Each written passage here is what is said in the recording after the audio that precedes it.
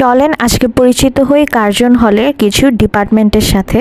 ঢাকা বিশ্ববিদ্যালয়ে প্রতি বছর বহু শিক্ষার্থী গণিত বিভাগ থেকে ভর্তি পরীক্ষায় ঢাকা বিশ্ববিদ্যালয়ের এই ইউনিটে পরীক্ষা দেয় এবং অনেকেই স্বপ্ন দেখে বিজ্ঞান বিভাগের সাবজেক্টগুলোতে পড়ার। শুরুতেই গেট দিয়ে ঢুকতেই অবস্থিত গণিত বিভাগ বা ডিপার্টমেন্ট অফ ম্যাথমেটিক্স। কার্জন হলে ফটক দিয়ে ঢুকতেই ডান পাশে নিচতলায় অবস্থিত এই গণিত বিভাগ। এরপর একটু সামনে যেতে অবস্থিত পদার্থবিজ্ঞান বিভাগ অর্থাৎ ডিপার্টমেন্ট অফ ফিজিক্স। মূল করিডোরে কিছুটা ভেতরে গেলে বাম দিকে নিচতলায় অবস্থিত এই পদার্থবিজ্ঞান বিভাগ। আরেকটু সামনে যেতে পেয়ে যাব সুন্দর একটি ডিপার্টমেন্ট যার নাম হলো department of biomedical physics and technology. এটার পাশেই অবস্থিত মৎস্যবিজ্ঞান বিভাগ। এই বিভাগটি কার্জন হলের পূর্ব পাশে অর্থাৎ কার্জন হল সংলগ্ন পানিবিদ্যা ভবনে অবস্থিত। মৎস্যবিজ্ঞানে পড়ে বাংলাদেশে কাজ করা অনেক ধরনের অপরচুনিটি রয়েছে, যেমন সরকারি মৎস্য অধিদপ্তর, ফিশারিজ রিসার্চ ইনস্টিটিউট, বিশ্ববিদ্যালয় ও কলেজে শিক্ষকতা বা গবেষণার কাজ, fish hatchery, fish industry, aqua farm, NGO ইত্যাদি। আরেকটু সামনে যেতেই চলে এলাম ডিপার্টমেন্ট অফ কেমিস্ট্রি অর্থাৎ রসায়ন বিভাগে।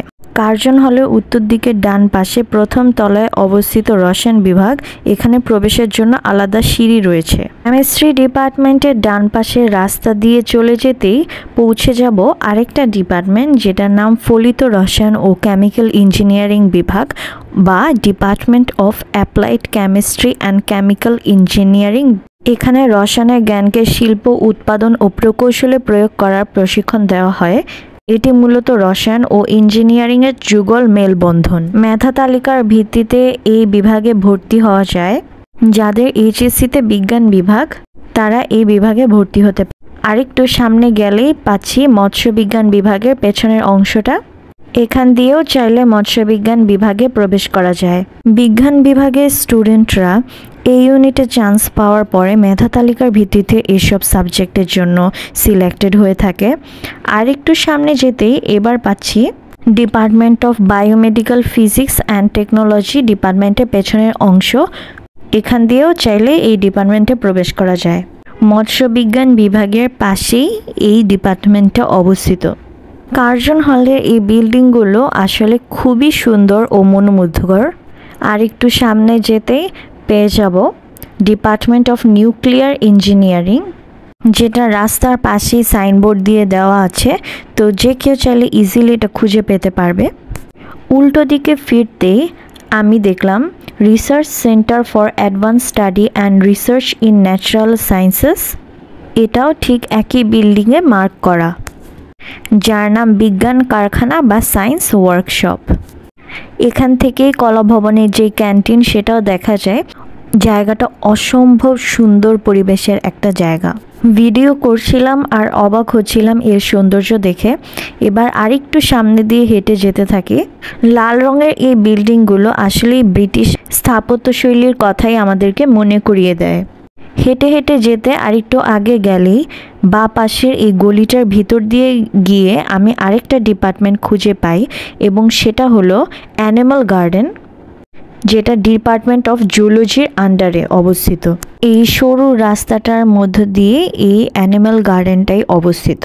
হেঁটে যেতে থাকি, আরও সামনে দিয়ে পেয়ে যাই প্রভোস্ট হল শহীদুল্লাহ হলের, যার নাম লিটন হল অথবা লটন হল। এবার আরও ডান পাশে হেঁটে যেতে যেতে পেয়ে যায় কার্জন হলের একাডেমিক ভবন। এই ভবনটা নতুন একাডেমিক ভবন এবং আমি প্রথমবার এই ভবনটা দেখলাম। একাডেমিক ভবনের সামনের রাস্তা দিয়ে যেতেই পেয়ে যাই আরেকটা ডিপার্টমেন্ট, যেটা হচ্ছে ভূতত্ত্ব বিভাগ অর্থাৎ ডিপার্টমেন্ট অফ জিওলজি। বাংলাদেশে ভূবিজ্ঞান বা জিও সায়েন্স শিক্ষার সূচনা এখান থেকেই। এটা দেশের প্রথম ভূতত্ত্ব শিক্ষা ও গবেষণা কেন্দ্র, যেখানে পৃথিবীর গঠন, খনিজ সম্পদ, ভূমিকম্প, ভূগর্ভস্থ জল, পরিবেশ ইত্যাদি বিষয় নিয়ে পড়াশোনা ও গবেষণা করা হয়। এটা কার্জন হলের একটা ডিপার্টমেন্টের ভেতরের অংশটা দেখাচ্ছি। তবে ওই সময় বিকালে শেষ হয়ে যাচ্ছিল এবং এজন্য ক্লাসরুমগুলো বন্ধ ছিল এবং আমি বেশিক্ষণ থাকতে পারিনি, এজন্য সম্পূর্ণটা ভিডিও নিতে পারিনি। ইনশাল্লাহ আপনারা বললে আমি নেক্সট টাইম এটা নেওয়ার চেষ্টা করব। Applied chemistry and chemical engineering ডিপার্টমেন্টের সামনে এই লোগোটা রাতের বেলা লাইট জ্বালিয়ে দেওয়া হয়, যেটা অনেক সুন্দর লাগে।